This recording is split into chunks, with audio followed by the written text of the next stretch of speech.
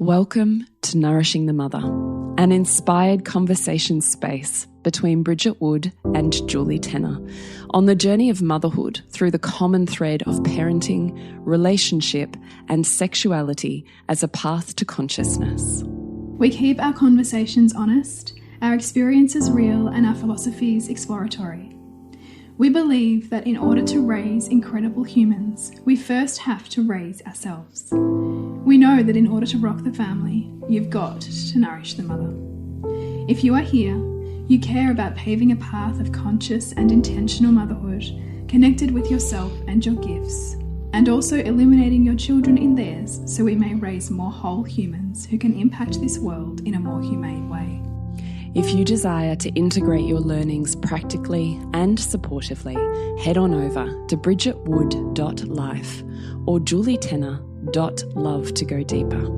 And for all live-streamed pre-release podcasts and all our free content, head over to our free Facebook group, Nourishing the Mother with Bridget Wood and Julie Tenner. We are Julie Tenner and Bridget Wood, and we are so grateful you're here. Hello and welcome to Nourishing the Mother. I'm Bridget Wood. And I'm Julie Tenner. And today's podcast wraps up our taboos in relationship. We hope you've really enjoyed that as a mini season. We think we've had some of the most incredible conversations, so we hope that you feel the same. So today's podcast is sex and motherhood and the taboo intersection and mingling of sexuality and woman as mother. So we'll be referring really very much to our own experiences and beliefs and philosophies and trials and errors and all of the above as we have that conversation and navigate it hopefully in a way that provides you with some medicine and some insight and some spaces and places to traverse for yourself. Yes. And it is a big topic because our sexuality is something that we often don't come fully into. Like if we think about a woman's sexual development, may not fully come into when we also are coming into our mothering years. But at the same time, when we look at the world around us and what's culturally acceptable for women, those two things often don't sit alongside each other very well.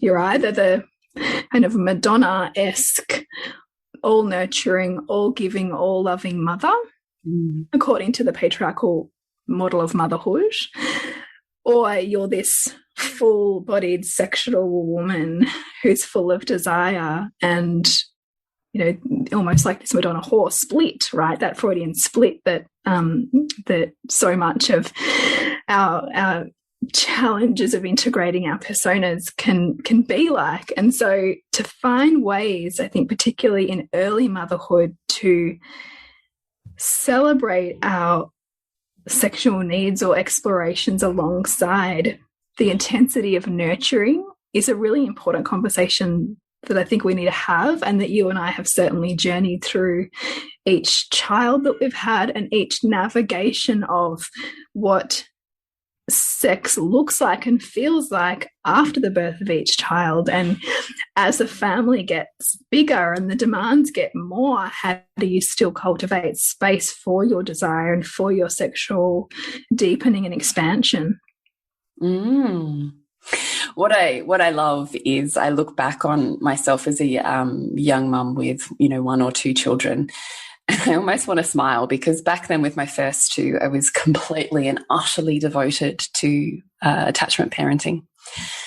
And much to, I think, my own self-care really plummeted in that phase because I was so fully invested in, I live literally for my children.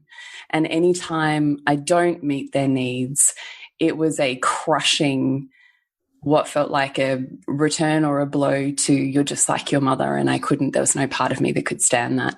So I would rather be a completely self-sacrificing, to the point of, I would say, self-punishing martyr than claim any of that space for myself. And I remember being very much invested in that. And it's a very loving space when you're in those communities of women and their children, very loving, very attachment focused, very emotionally aware and tuned in, which is such a beautiful space to be in. But I can remember all of us having these conversations or belief systems around, you know, the intensity of these young years.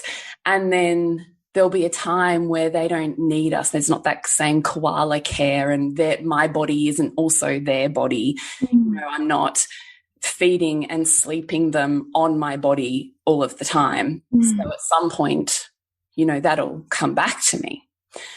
And I kind of smile at my naivety, I'm going to say, because it does not get easier. What happens is your children get older and more aware, and they stay up later, potentially even staying up beyond when you might want to go to bed.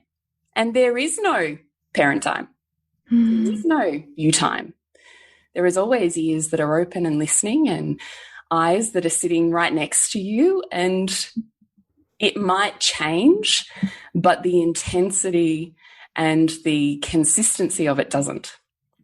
So the reason I say that is I used to think, oh, you know, once my kids are, you know, old enough and they're teenagers, and it's going to be so fine because we'll have our time back because we'll have done the intensive years of parenting, and then we'll just have us. And that is not true. Says you with a 15-year-old and a 13-year-old. Yeah, that is not true, because the emotional holding that's required of teenagers and the self-regulation that is required to hold them as they develop / yourself as you witness their development or resistance. It is literally like you go back to the beginning of parenting, only it's this confusing dichotomy because they're in these enormous bodies with these enormous vocabularies, and you can't move them by picking them up. Yeah. So what I can see is the intensity is still absolutely there, and they're awake and around all the time, which is absolutely my choice. So I can see the way that other parents have navigated through that is by having, you know, the huge McMansion and everybody has their own space. And there's a certain time where we all just disappear into our own private bedrooms to have our own private screen time and nobody intermingles. I can see that that is one way of maintaining a level of space and potentially still an intimate sexual relationship in the space of older children. But that's not my choice. My choice is a small house where we're forced to be up in each other's business, because my philosophy is that we have more opportunities to smooth our sharp edges and more capacity to grow our intellectual and relational IQ, and that my growth is not separate to that. So we are a family of 6 living in a 1 small living room, 3-bedroom house with 1 bathroom. It's a very small house. And I don't wish to change that at all. So it means I've had to grow up and develop in the relational and sexual space as my children have. So, you know, I think we'll probably morph into that conversation as we move ahead. But I think what my invitation for you would be is, don't go thinking, oh, well, I'll sort that out down there, down the track, when and if, because that time doesn't arrive. And in fact, it gets harder. So sort your shit out now is what I'm saying. I do love that, because I think we can, and all of us can slip into that kind of thinking of, oh yeah, like it'll be easier when, like, and it's just such a fallacy, because ultimately nothing is ever easier if we do not invest in, you know, making ourselves either more empowered in an area or creating the space for that to be easier, right? So as you say, like if your philosophy lends to having more space, if your philosophy lends to very frequent weekends away. If your philosophy lends to whatever it is that's going to be allow you to deepen that, it doesn't just happen by going, oh, it's just going to happen later when it happens. It just goes on the back burner. Yeah. and the I guess the gulf kind of grows wider. It's a great word. Yeah, it is. Right. Embeds and becomes your new normal. And you would be surprised how many people acquiesce in that space. I've met with plenty of couples who are somehow one of the partners is surprised when there's a divorce and they haven't had sex in 12 years. Wow. So, genuinely surprised. Well, we needed to sleep in separate bedrooms because that's what our children needed. Wow. I just thought that's, you know, we were still having coffee together. We still deeply love each other. Great, but we are not in a relationship together. So, yeah. Would you like to take this conversation? Yeah, I mean, as you were thinking about, as I was talking actually then about, you know, it doesn't just kind of happen if you just say one day down the track it's going to happen. It also often happens from pain, from either pain of disconnection and that sense of them pulling away or you pulling away, or it can happen because your journey into mothering, in my case, challenges with fertility, will lead you to deeper embodiment. Because my story is that I struggled a lot with my sexuality in my 20s and in my embodiment, and it didn't feel grounded and in my body. It felt like something that was still outside of me that I needed to claim or learn through. And, you know, because I struggled a lot with like orgasm and other ways of self-pleasuring. It was a lot of, I think, my repression, not only mine, but my mother's, and a very long line of Catholic guilt that's handed down and encoded that I was offered an opportunity to work through experiencing fertility issues that I decided I would heal. And so what that meant was moving toward rather than away from the things that were in the way of deep sexual connection and pleasure. And working through the stories that meant that being in my body wasn't safe, or that I didn't have time for that, or that pleasure wasn't something that I really needed, and that I had all of these other demands on me that were more important. That the very void of wanting children meant that I would prioritize and empower something that previously wasn't super high for me on my list. And so that was really painful, but ultimately an incredible portal of awakening. And to this day, I still expect what's possible to experience in my body now, I didn't even know was possible 10 years ago, 20 years ago. And would I have got there had I not experienced the level of pain that I experienced that led me to pursue that? I don't know. I love how you said that I didn't need pleasure, or I think I'm paraphrasing, I think you said it more eloquently. But I thought, my gosh, yeah, we are so good at convincing ourselves of so much. Yeah. Like we can have all of the reasons why we don't need that or this, why this or that is happening, why this or that is okay, why, you know. Why should you settle? And, you know, who am I to ask for more? Yeah, but we have this fantastic way of convincing ourselves that that's correct. Yeah. I so, you know, because pleasure isn't always convenient. We think that we're going to choose pleasure, but what I witness in women in this day and age is that it is a far harder choice to choose it than it is not to. And also because we're very much trained to derive our derive our satisfaction from accomplishment, right? So even if it's in the mundane, it's a sense of completion. Like, you know, I've completed dinner, or I've completed like the shit show of my house and now it's clean and I can feel like, in my body. Yeah. But our brain doesn't always go to like the place of like what it would feel like to have fulfillment in my sex. Like that's not a pattern for many of us. Yeah. But yet the expansion and capacity that's possible on the other side of saying yes to that means that there's so much more of us available for the mundane. Yeah. I mean, this is the incredible thing about sex, right? Is that sexual energy, or the awakening of it, is really just your kundalini. It's just your life force. Life force. Yeah. Yeah. And it just happens to be the most powerful energy on this planet. So when you initiate or ignite that and then you expand it, incredible potential is possible. Otherwise, it's just trapped, stored potential, not active.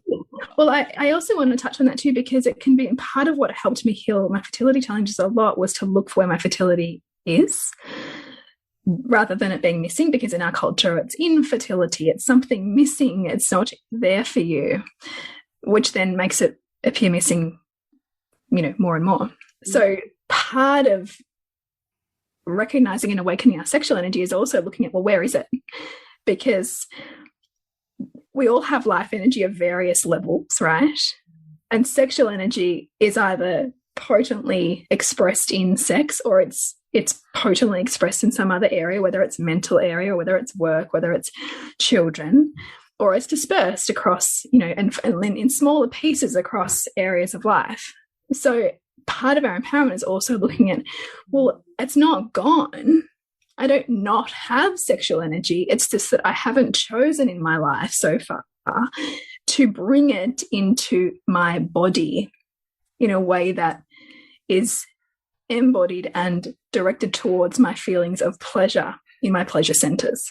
Maybe it is in, like, you know, maybe it is for some women in their intelligence, or in their study, or in their friendships with women. Like there can be like vibrating sexual energy between women and like their connection with each other. And so part of, I think, a way to help women not self-minimize when we get on the topic of sex, because they feel like they're not enough, or they never meet their bar of their partner, or maybe what they perceive their culture says they need to be, is to look at, okay, well, I obviously have it, so just where is it right now? I think that can be a gentler way to awaken. Definitely. I think that's incredibly beautiful and healing and potent to see how you are everything. Nothing's missing. And all it is, am I living my fullness, or would I like my life or my reality right now to look a little different? Just being curious enough to ask that question, I think, is one of the bravest questions you could ask, because it's far easier just to toe a line and maintain whatever your status quo is, not body's boat. That's far easier to keep going. Yeah. A hardworking train that just keeps chugging. Far easier to do that than to stop and go, hang on, what am I choosing here?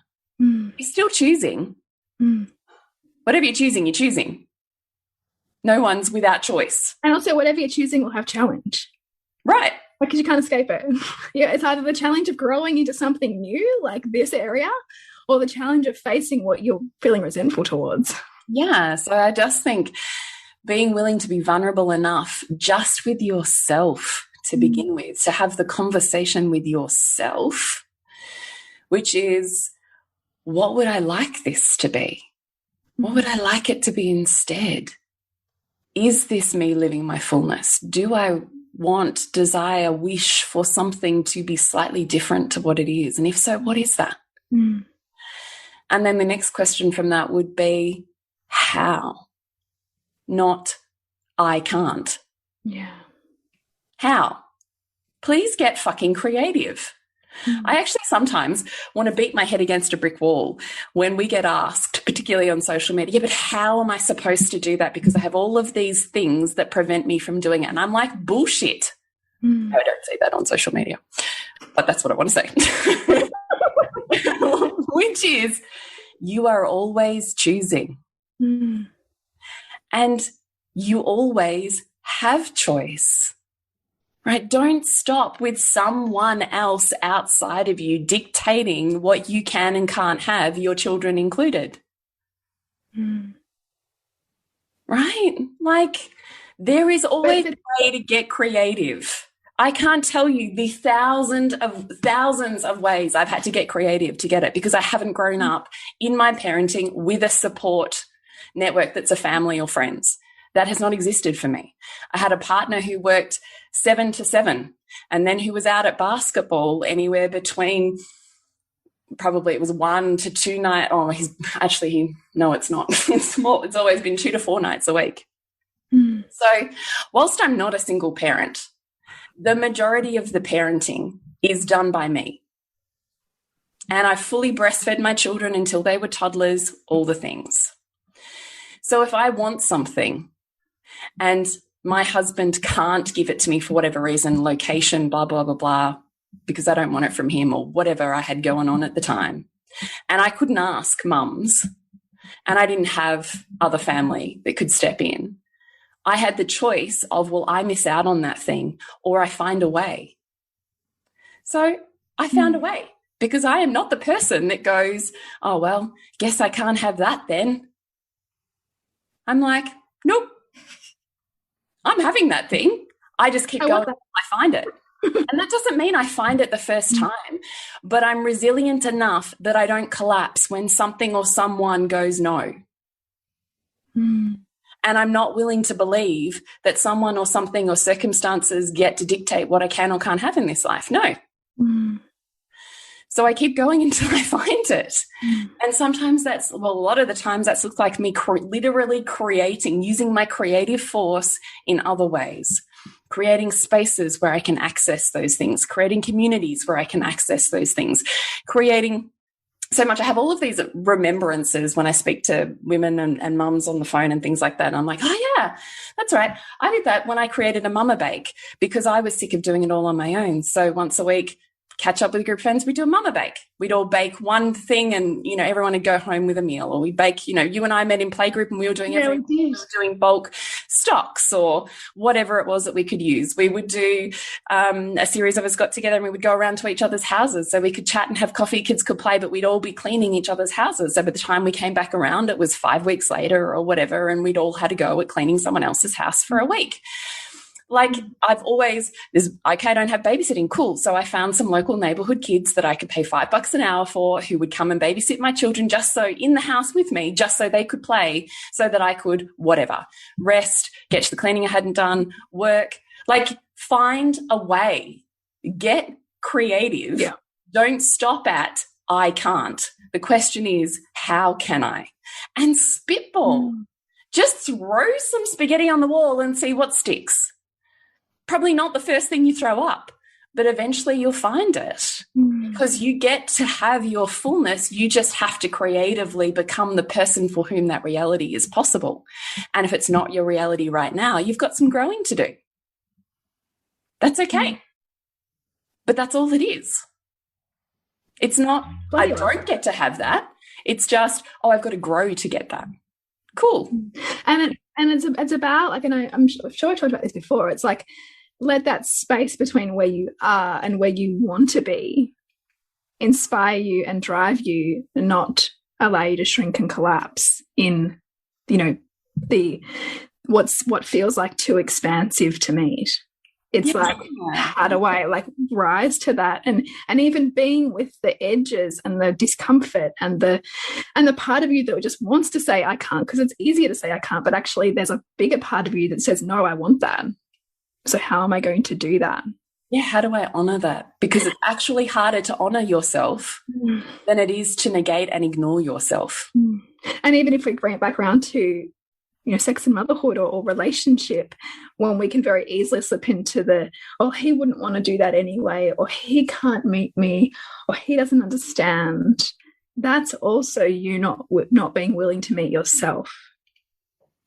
Yeah. Because the moment that we see them as the problem is the part where we stop to grow into or our potential for the dynamic that we're in with them, and how that could be a reality with our partner to pave a new way of our sexual relationship or our intimacy. Yeah, 100%. So I think maybe it's good to we've looked at the cultural taboo of how it's fairly rare, and the towing the line is either you're a fully sexual woman or your mother, and that's hard to put them together because we live in a culture that fully separates them. The whole idea of, you know, a woman's body parts that had been enjoyed sexually being, you know, taken, for want of a better word, by her children, right? That there's this, oh, that's not there for sex anymore. That there's this real split between what her body is allowed to be used for and not allowed for you to be used for, what's sexual and what's not sexual, what's creation and what's not creation. That there's this split in the psychology, in the emotionality, and in the physical way that we objectify a woman's body. Which also speaks to why so many, you know, men can struggle after birth because of the ways in which they've been repeatedly fed imagery of the sexualized nature of, you know, the women's, you know, genitalia or body parts, and then the confronting reality of what it's like for those to birth life. And there's not a framework for many men for how to, you know, kind of allow both of those to exist alongside each other and essentially integrate. Yeah, 100%. Yeah, absolutely. So maybe let's talk about how we ourselves have morphed with our lived experience of the fully attached, fully lactating woman, sexual woman. I loved your fertility story. Do you want to continue? Yeah, I mean, I'm even thinking about that. I mean, because I've been breastfeeding now, so I'm still feeding my toddler, she's just turned 2. I don't feed her on demand, so I feed her at one time in a day. But so I've been breastfeeding now for 7 years, like stop and start. And in that time, I have been able to move from lactation to feeling extreme full body pleasure from that area of my body being aroused. And I even actually recall, I think it was one time when I was in Queen's School with you, and I think my youngest must have been maybe 4 or 5 months old, and I was having this incredible experience with my husband.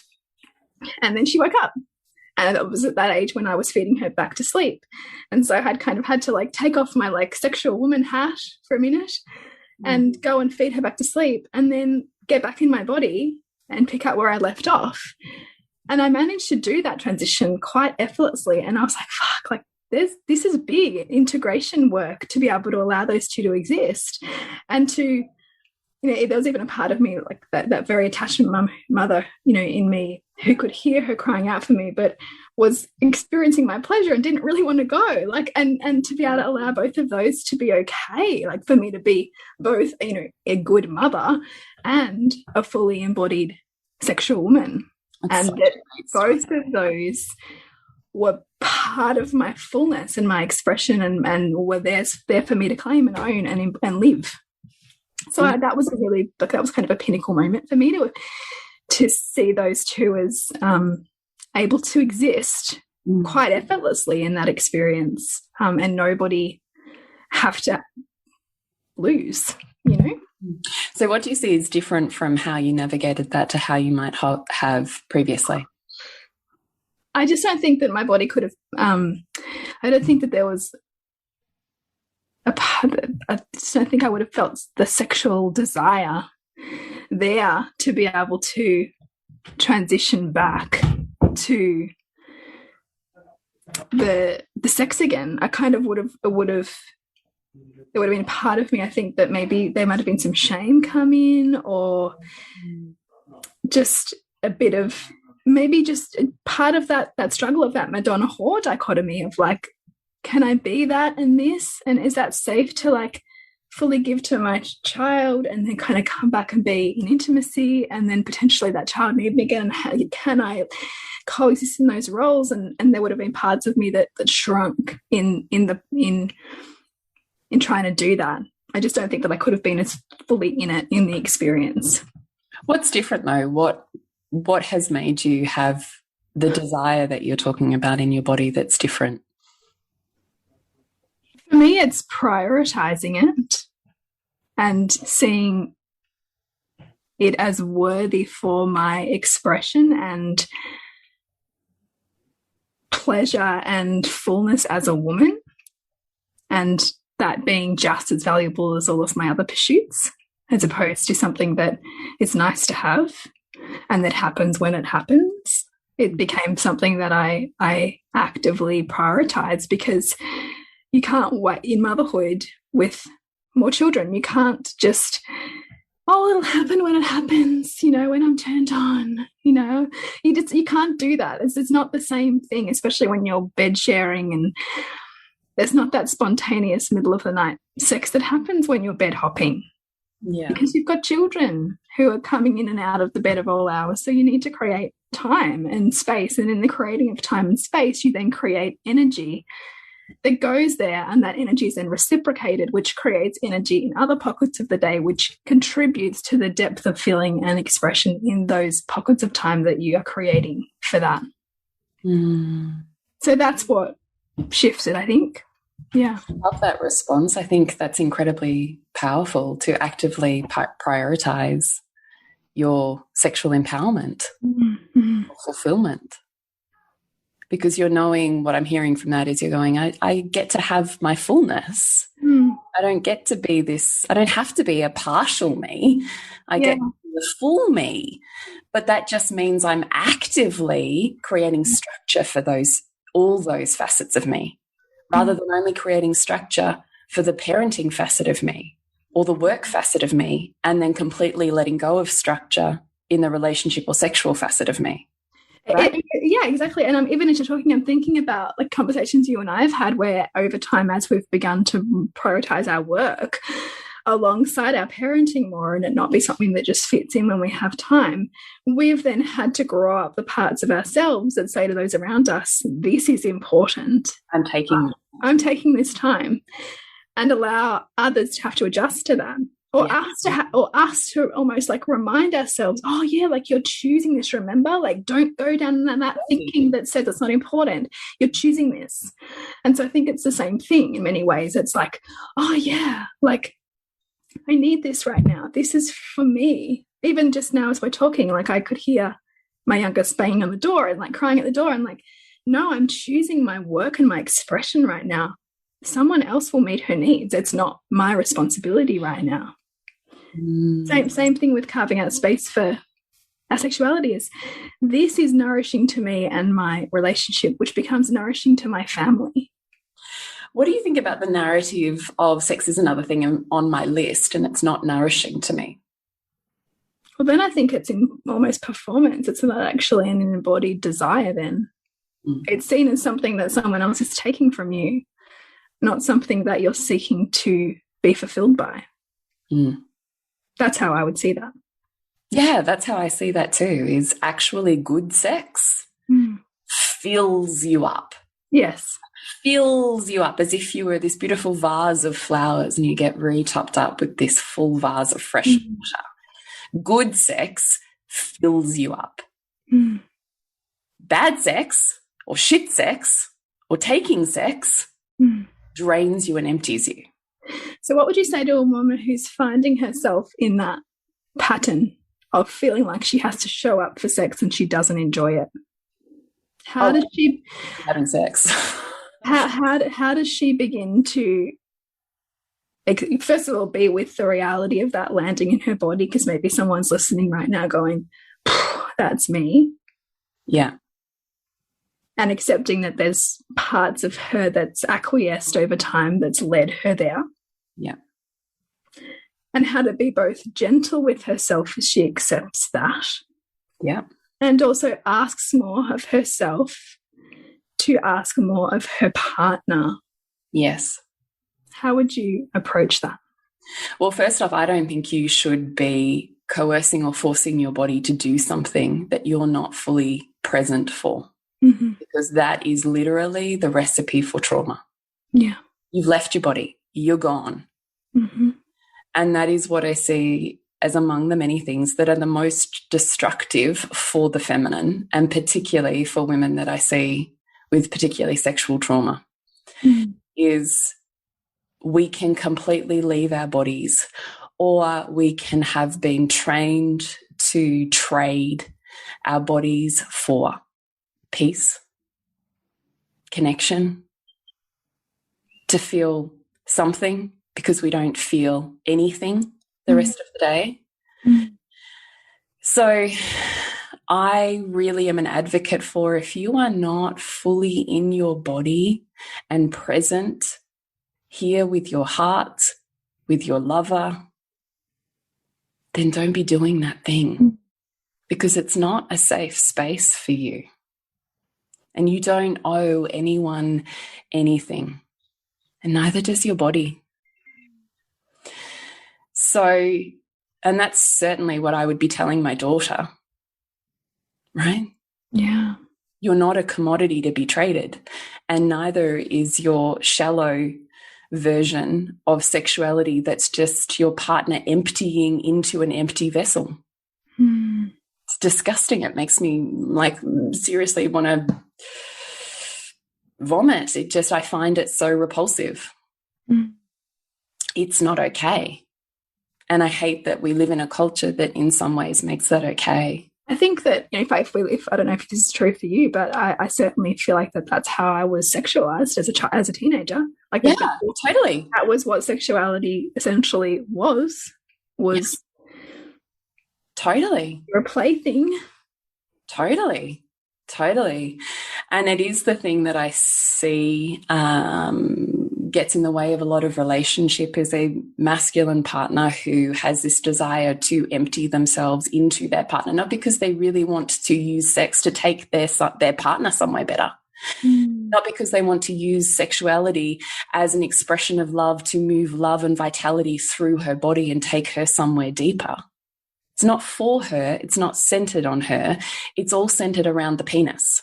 And I'm not okay with that. But this, for many women and for many couples, will be a complete paradigm shift. Yeah. Look, I hear that. I more am just coming at it from the perspective of, if sex is emptying for you, just stop the activity that you're doing. It doesn't mean the entire sexual. I mean, the other thing I would say is, you know, I'm being provocative here because I want you to tell this story. I know, and you can see I'm hedging around it. Yes. Well, it's one thing to have this in a private conversation, isn't it? And it's it's another to have it in, you know, the big wide world that our podcast goes to. So I've just totally lost my train of thought. What was I saying? I'm sorry. No, don't be sorry. I'm like, man, I was going somewhere on a train there and I can't come back. Oh, man. No, it's gone. So we're just jumping in quickly and interrupting this juicy conversation to let you know of our two favourite offerings that we have on at the moment.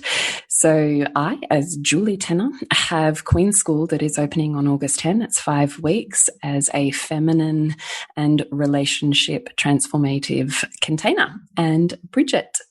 Yes, and I have the Reimagining Motherhood membership, which is your space to come to feel nourished and connected and celebrated as the woman and mother that you are. And we have the Mother Seasons series coming up beginning on the 5th of August. Find out at bridgetwood.life. What about the concept that men who perceive that women's nurturance and their sexuality are mutually exclusive, and whether that theory or that concept endorses patriarchy and therefore they have lower relationship satisfaction? Would you say that that's an accurate? Down for me. Say that to me again. So say men who perceive that women's nurturance, so the nourishing of mothering, and their sexuality are both mutually exclusive. Does that endorse patriarchy as a model, and also by extension, because they're seen as separate, therefore they can't coexist, do those men then also experience lower relationship satisfaction because they're essentially not able to perceive their woman as both? She is either one. I would agree with all of those statements. But, and I will add a but into that, is I also have the deepest compassion for that man that we want to vilify, because that's wounding. That's also his incomplete experience, knowledge of the feminine and of sexuality. It's immature. Mm. It hasn't grown. And there's a reason for that. And that hasn't grown because that's stunted at an emotional level of his growth when he perhaps had formative sexual experiences, or what he was taught. Yeah. All of the above. Yeah.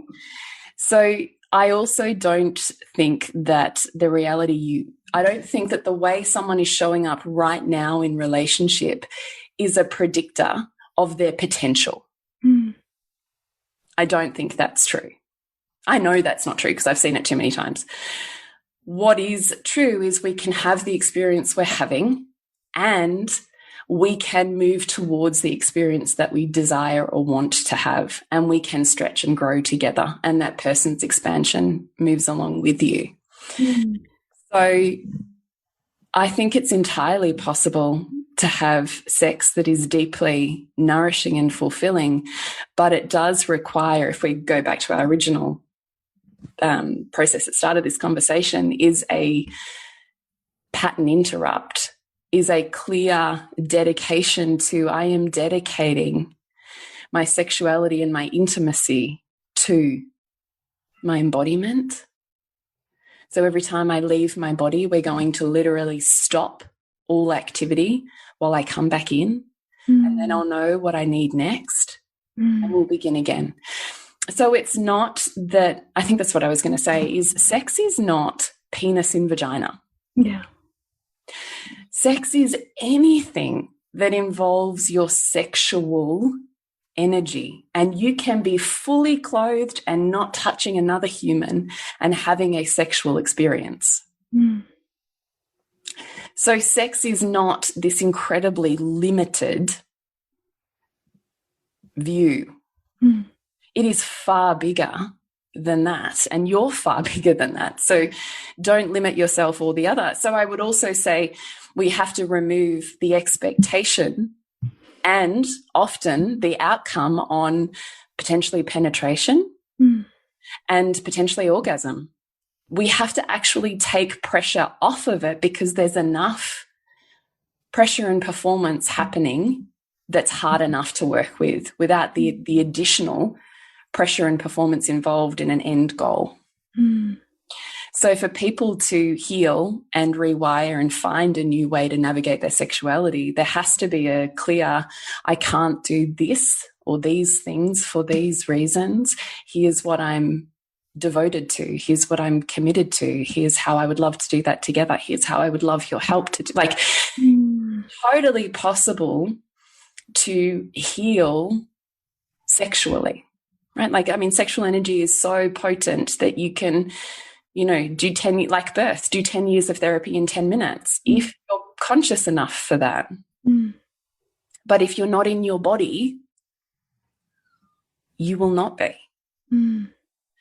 So we have to remember always that our power exists in our body, and it's almost the most radical thing we can do to come back to it. So I would like to see a version of sexuality that involves being really connected to our body, not outside of it, because as we know, if we're judging it, we're not even in it. Not continuing to trade it as a commodity. Knowing how to give and receive love and connection in an innumerable number of ways. And I would like to see the growth of emotional intelligence that brings up when you're denied. Yeah. Because, you know, I also find that pretty repulsive, that need or overt control or power, I also find repulsive. So, can you elaborate? What do you mean there in terms of being denied sexual gratification? Yeah. And being able to handle your own emotions. Do you completely, you know, crack the shits and just rant about what you're not getting? Or are you actually invested in having, in inverted commas, sex, interweaving yourself, being in for the expansion of your partner? Because largely what I see is we just stop at me. Me and my genitals. and my needs and my wants and my hurt and my pain. Right. Well, then we know what type of sex you're having then. Because it should be about the other person. And I'm using my fullness, gifting my fullness to fill that person, to make them bigger, better, greater, stronger, healthier, opened. Like it's a gifting. It's not a taking. I love that you've talked about this, because actually certainly deepening my awareness of the masculine through lots of reading and also through Queen School really helped me understand and desire to pleasure my husband in ways that I hadn't really grasped beyond, I don't know, beyond so much of what we're cultured with, right? About men's needs or, you know, men's expression or release, whereas actually it's so much more than that. And it taught me to really see how the intimacy of sex really feeds him as a man and in his own expansion. And because of my love for him, I want that for him. So my sexual development was and continues to be necessary for his expansion too and fulfillment. And if I want our relationship to grow, then I want that to grow too. So I love that you touched on that, because we can, particularly in our wounding, get very stuck in our shame or in our blame or in our guilt, you know, in all of those really lower, denser emotions. But when we can pull ourselves out of that and see the bigger picture of the dynamic in the relationship and the intimacy that helps each person grow, then sometimes that's enough to build the why, to change the pattern, to have a different reality. 100%. Yeah. Yeah, I love that. What about the value of our children seeing and witnessing our embodiment of our sex? Well, I literally think that can change our world. I agree. It's great to heal ourselves, but we've kind of already given the contribution to a world that's going to change. The next generation and the generations after them are the ones who have the real power and capacity to literally change this world.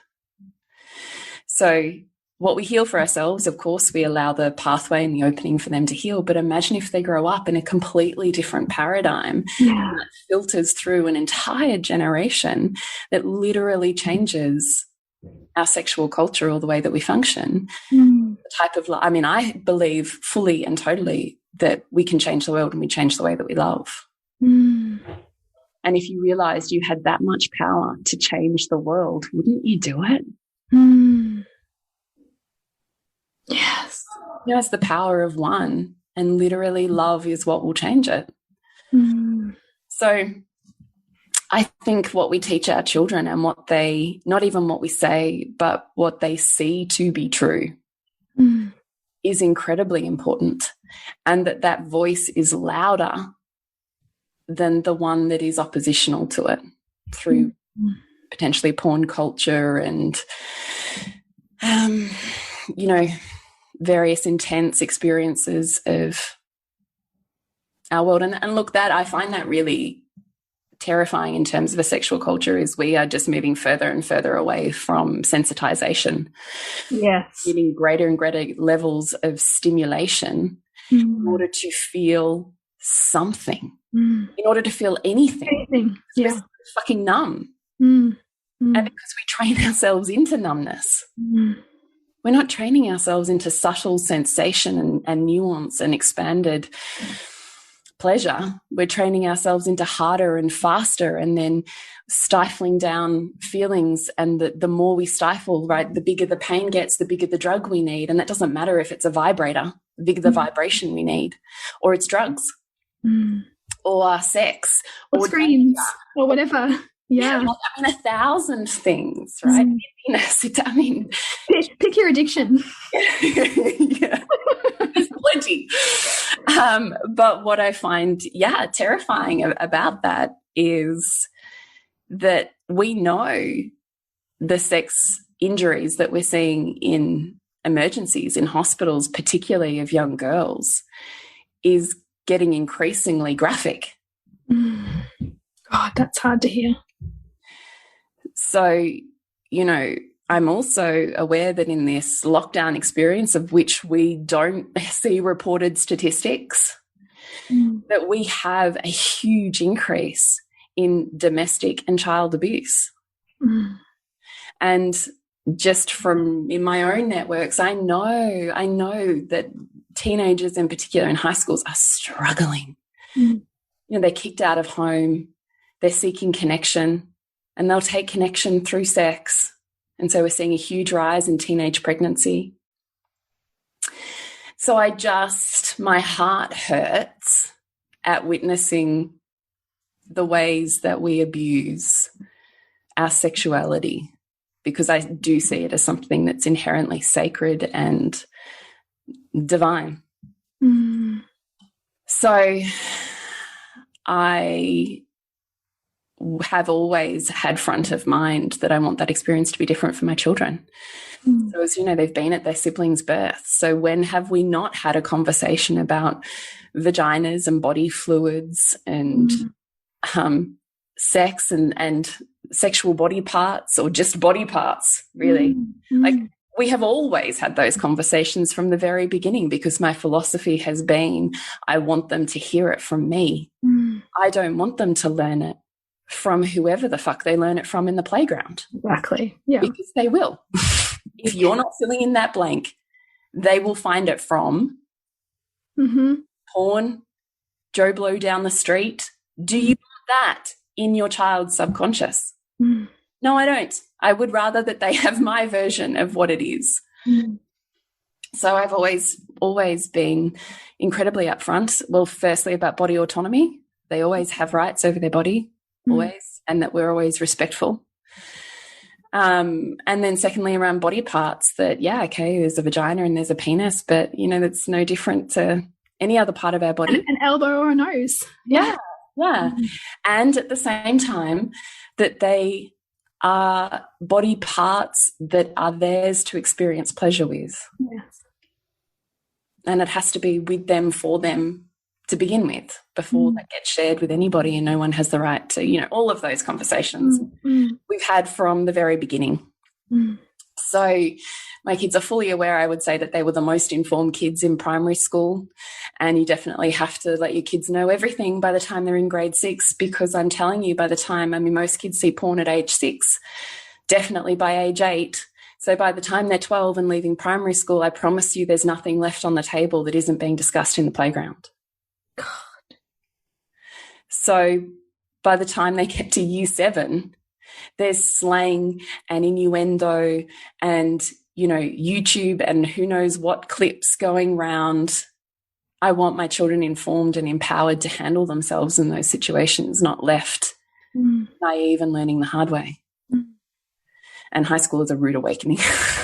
There's so many parts of me that just want to shoot my kids from that, which I know is not the answer, but like, oh God, high school just makes me go, fuck. Like, that's when they already know. And have an open dialogue with you, like, I heard this thing today and I don't know what that means, or what about this? And then it gets to be a really beautiful connecting experience. Yeah. So, you know, all those things. And then as my kids have gotten older, like, part of the reason I was always really hardcore on bedtime was because I wanted my time and my space and the space for sexuality with my partner at night once my kids were in bed and all the jobs. You know, I wanted that. So I kept it really sacred. So, you know, it was 7 o'clock, then it's 7:30, then it's 8 o'clock. Then it's 8:30. And so I was like hardcore, because I start to get tired by 9:30. So I'm like, 8:30 is it. You're not like, you are going to bed at 8:30. I've always had early risers. They're up at like 6 a.m. And my son was always up at 5 a.m. So I was like, 8:30, that's a good time, you know. But he got to 14 and he's still going to bed at 8:30, and he's starting to push those boundaries. And so we spent a year really in negotiations around what bedtime should look like at 14 then. And I really listened to his experience. We really listened to his experience. And, you know, I had to weigh what I was holding back from letting him stay out for.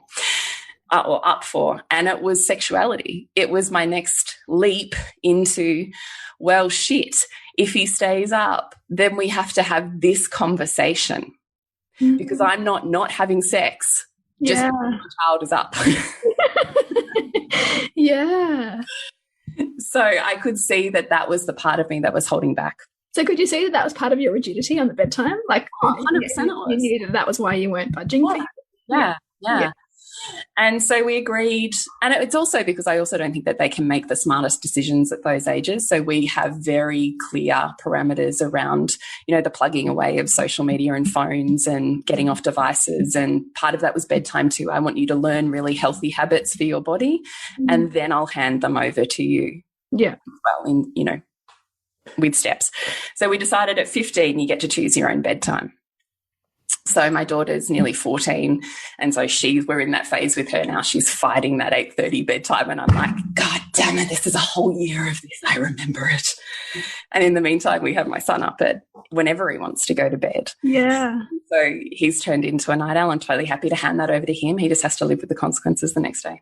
So anyway, we had this conversation with him, and I said, okay, we have listened and we have heard you, and you want to pick your own bedtime.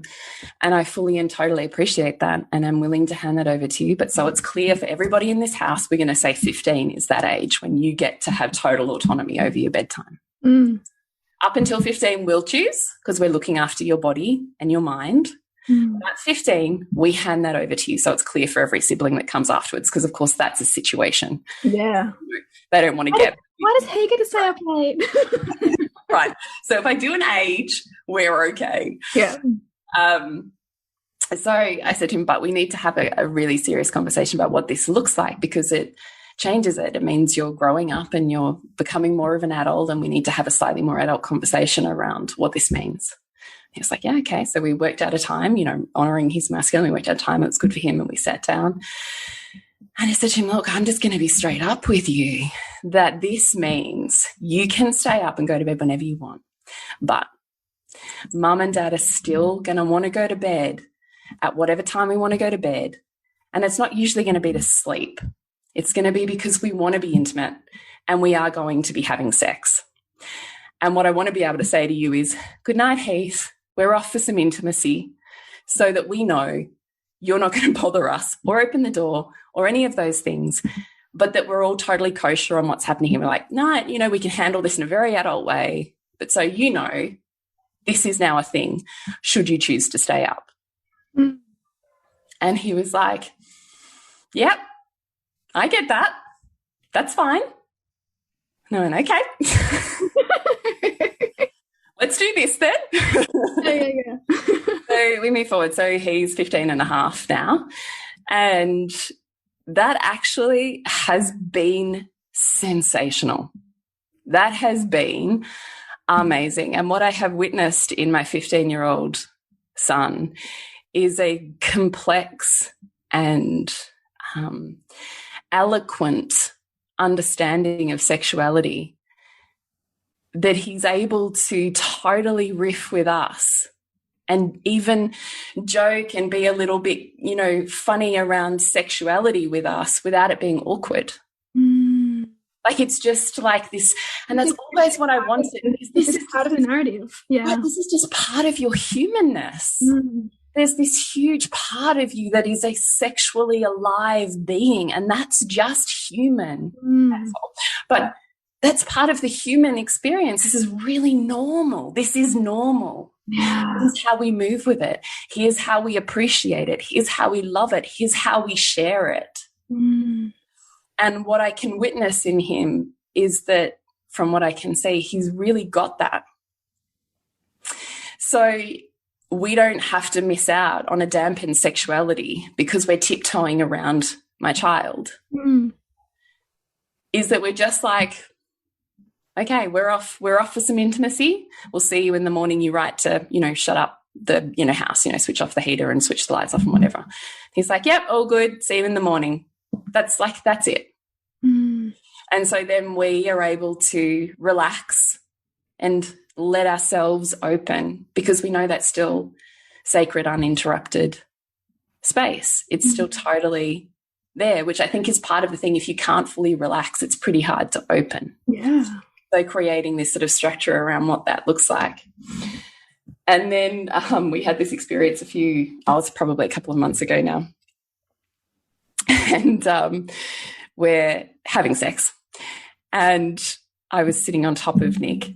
And all of a sudden, Heath knocks on the door and then he opens it. No, what? Yeah. Oh, Nick and I have both just like stopped. But I'm like, sitting up. what am I supposed to do here? If I get off, we have an erect penis situation. I might just stay, even though I'm like, fully naked, boobs around in the world, So we both just like turned towards the door. Yes. And gone, yes, Heath. And he's like, oh, I'm sorry. And then he shuts the door again. And then we turn back to each other enough time to go, oh, that just happened. He opens it again. I'm really sorry. And he stands there like he doesn't know what to do next. And I stand there like, I think there's part of me that's slightly impressed right now. Like, totally naked, clearly having sex. He's just sitting there wanting to have a conversation. And so, Heath, we are having sex. You need to leave. And he goes, yeah, I know, but there's a big black spider. And I was like, okay. So, he closes the door. I get off, put my dressing gown on, come out, sort the spider situation, which he has a really big fear of. And Clearly that was a bigger fear than seeing you. He's like, I'm really sorry. I'm really sorry. And I'm like, I know. It's okay. Like, it's okay. But, we were like having sex. And he was like, yes, I know. I'm really sorry. It was just the spider and I couldn't sleep. And I'm like, I know. It's okay. And we just moved on from that. But there was this part of me that was like, this is amazing. That not only did he just like, oh my God, I'm sorry, and close the door, he was like, this doesn't faze me to the degree that I can reopen. I can open it again. My own needs. Yeah. That feel bigger at the moment than the rule that had already been put in place. Or even the potential shame that could otherwise be there, like if he wasn't as comfortable. Yeah. So that experience is one that I go, my God, I mean, yes, it's layered, and yes, there's parts of me that want to cringe and, all of those things. But there's this other part of me that has a voice that's a little bit louder this is kind of amazing. It's a totally different experience of sexuality to the one that I grew up with. And it kind of feels in a lot of ways like a prayer answered for me. So the gratitude that comes with that I think, man, all these years, because you never know. Like, there's no guarantees. Am I doing the right thing? Am I not? I don't know. Doing the best I can in any moment, but I don't know. And then you have moments, and there are only moments like this where I go, wow, oh my gosh. Like at 15, I was trading my body in a park, like not even in it, too drunk.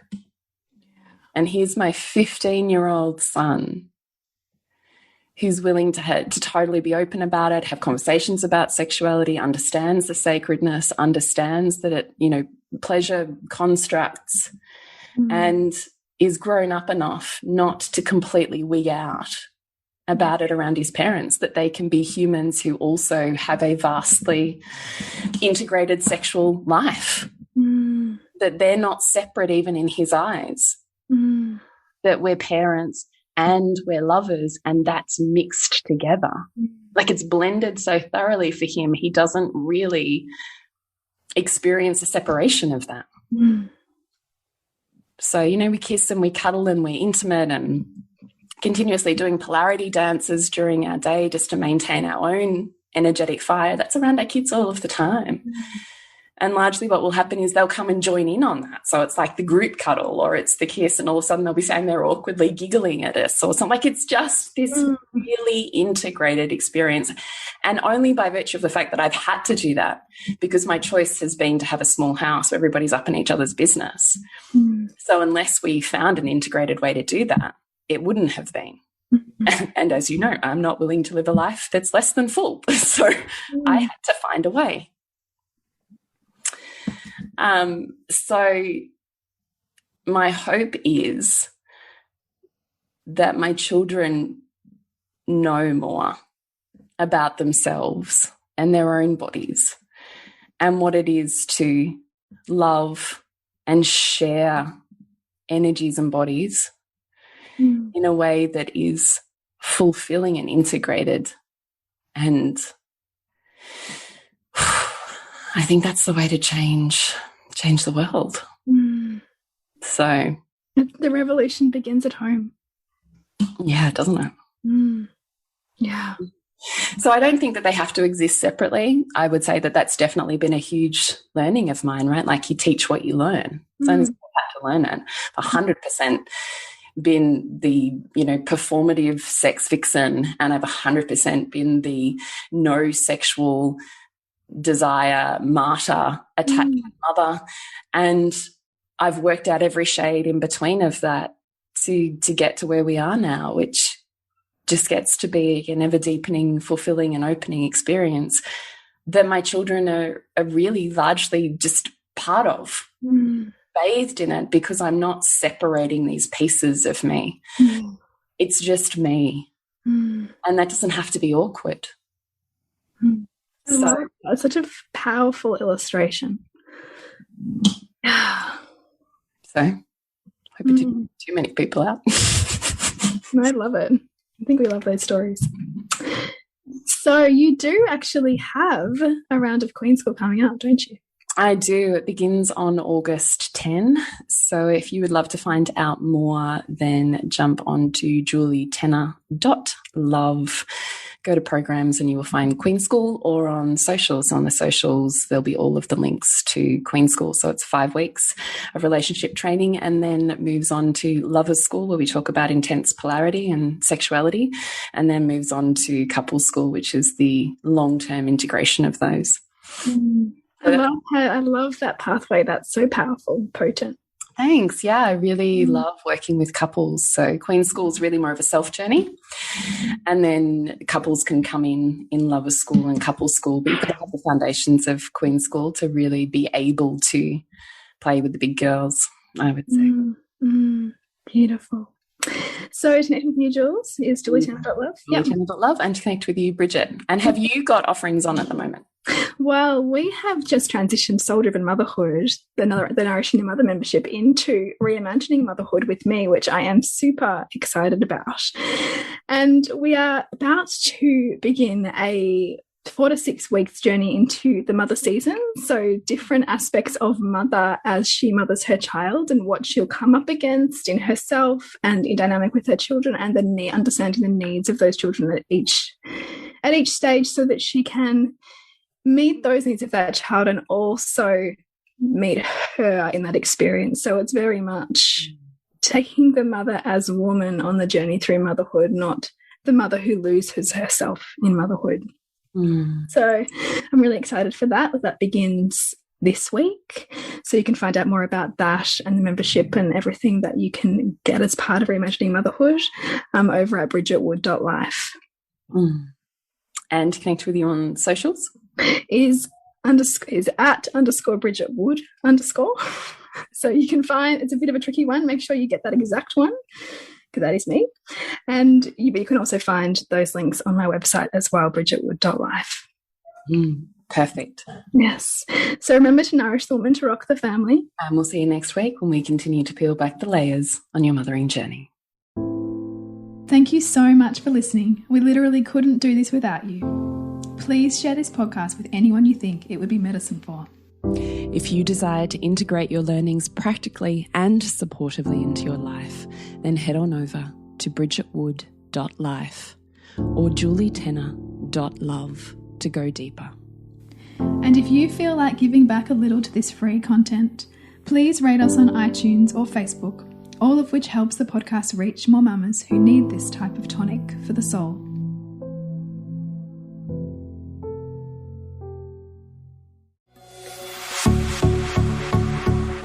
This has been a production of TheWellnessCouch.com. Check us out on Facebook and join in the conversation on Facebook.com/TheWellnessCouch. Subscribe to each show on iTunes and check us out on Twitter. The Wellness Couch, streaming wellness into your lives. Whilst the Wellness Couch presenter endeavour to provide accurate and helpful information to their listeners, these podcasts cannot take into account individual circumstances and are not intended to be a substitute for health and medical advice from a qualified health professional. You should always seek the advice of a qualified health professional before acting on any of the information provided by any of the Wellness Couch podcasts.